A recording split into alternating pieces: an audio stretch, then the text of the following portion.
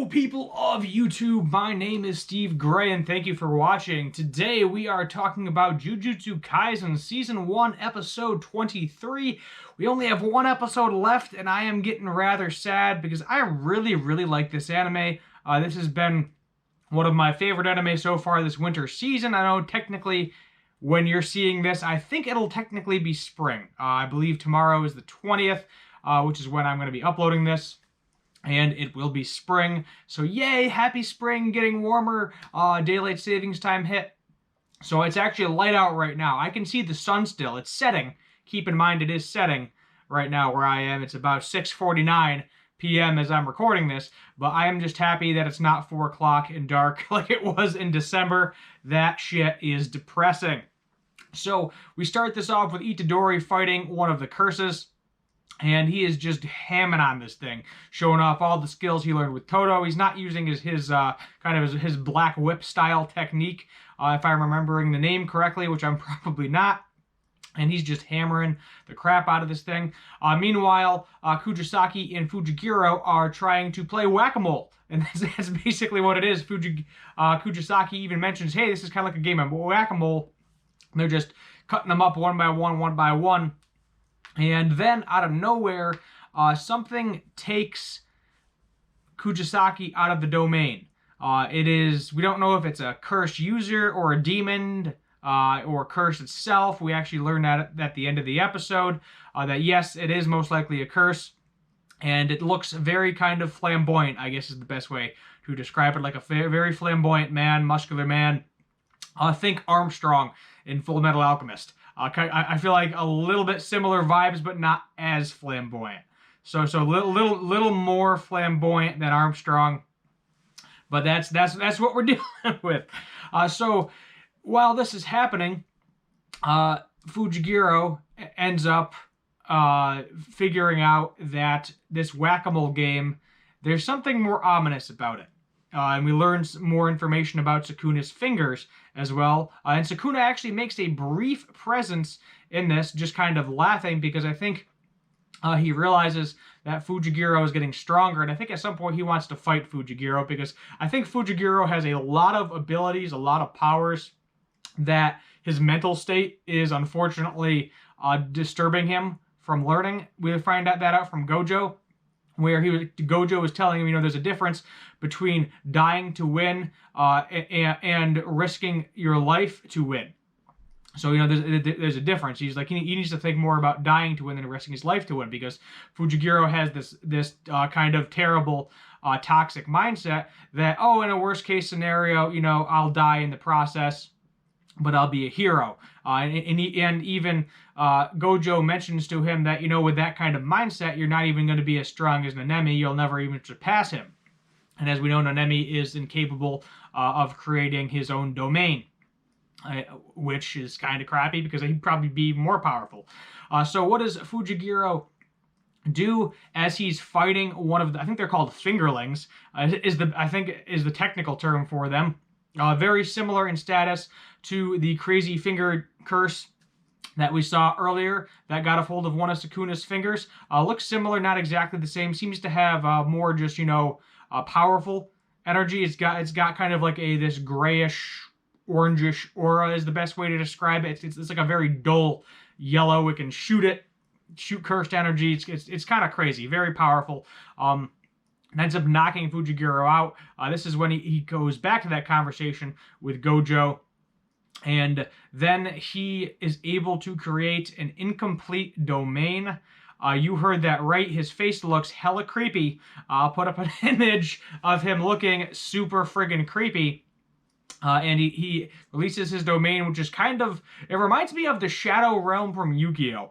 The reason I say that is because it's dark. There's shadows moving all over the place, and he controls different creatures, so there's freaking dual monsters fighting this thing, is the best way to describe all of his creatures. His frogs, his wolf, his owls, everything is attacking it, and he ends up defeating it. So while yes, technically Sukuna's fingerling curse, whatever the heck you want to call it, is able to eventually break the domain because it is incomplete, he's able to use his wolf, which is exponentially more powerful than it used to be, in order to kill it. And he now has Sukuna's finger, ended up passing out. This was a very Fujiguro based episode. We got to learn a lot about his background, and I really liked it. I definitely liked this episode overall. A lot of action, a lot of things going on, a lot of background stories. We learned that Fujigiro's father was a member of this Zine clan. I'm not familiar. We don't really have a lot of background on what the Zine clan is, but his plan was to sell Fujigiro to the Zine clan because his father, I guess, was disgraced from it, something along those lines. But that didn't actually end up happening.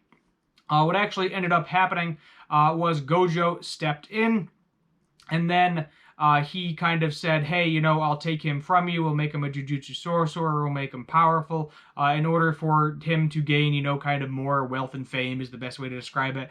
And Fujiguro even mentions that he hates good people because they do things and then, you know, are all up on their high horse because they did something good. Like, oh, hey, I'm going to give you $20 and now I feel super good about it. And I'm going to get up all on my high horse and think I'm better than everybody else because I gave this person $20. And he also hates people that are mean to other people, which is why he beat the crap out of all of the bullies. We actually get to see his sister and learn the fate of his sister as well, which ends up being that she got cursed. That's why she is in a hospital right now. She's bedridden because she got cursed. He wasn't sure if it was the curse that he defeated, which was a special grade. Holy special grade this episode, by the way. There's like there's 3 or 4 of them, and it was just a freaking fantastic episode, crazy episode. But it was very nice to see Fujigiro's background, get all of that information from him, watch him grow, get stronger, and then kind of be on par with Itadori where he can defeat a special grade. The other 2 special grades, Itadori is fighting, and then Kujisaki is also fighting as well. They are both outside of the domain. The domain broke at the end of it because he killed Sukuna's fingers, and now the curses are off to go get Sukuna's fingers. I got kind of confused with that because both the curses said they were on a mission, which I think the curses that they are the ones that Mahito, forced into the mouth of that other person. They have been tasked with collecting all of Sukuna's fingers to probably be an offering to Sukuna to get him on their side at some point in time. At least that's my guess overall.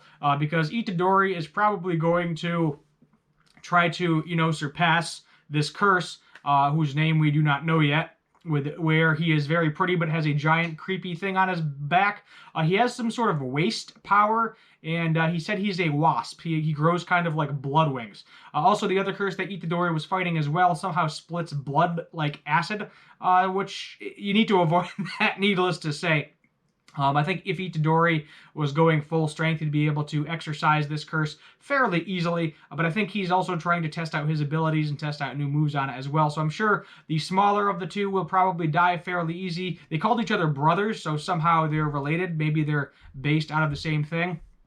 One is glutton, eats garbage or something, or maybe one is decay with the acid, and the other one is waste, the remains of it. I'm not sure. I'm sure we'll get to learn more in the last episode, but I feel like we're going to get left on a huge friggin' cliffhanger, and that's really going to aggravate me. My guess is Itadori is going to jump in, eat that finger at the last minute. I think that means he'll have 4 inside of him, to my knowledge, and we'll have to wait and see if he becomes more powerful, if Sukuna comes out.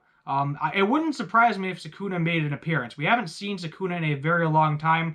I think since he made the pact with Itadori, where if he says that special word that I'm forgetting, that he gets full control over Itadori's body for exactly 1 minute, and there's nothing Itadori can do about it. And if somebody as powerful as Sukuna can do a lot of damage in 1 minute. Which is why he didn't agree to any terms that Itadori tried on him before when his friend was dying in that previous episode. That was very, very depressing, unfortunately. But yeah, that's kind of where we are. We got 1 episode left. I expect Flamboyant Curse to possibly get killed next episode. I think Itadori is going to eat the finger. Sukuna is going to make an appearance. I don't think anyone's going to die, to my knowledge. I mean, Fujigiro's out for the count at this point in time. He's knocked out. He fell asleep. It even said fell asleep at the end of the episode. So don't expect him to do anything more. He did his battle. He did his part. Now it's Itadori and Kujisaki's turn. I want to see her. I really want to see a Kujisaki-centered episode. She is one of the three major characters. People are calling her a useful Sakura, which I thought was pretty hilarious if you're familiar with Naruto.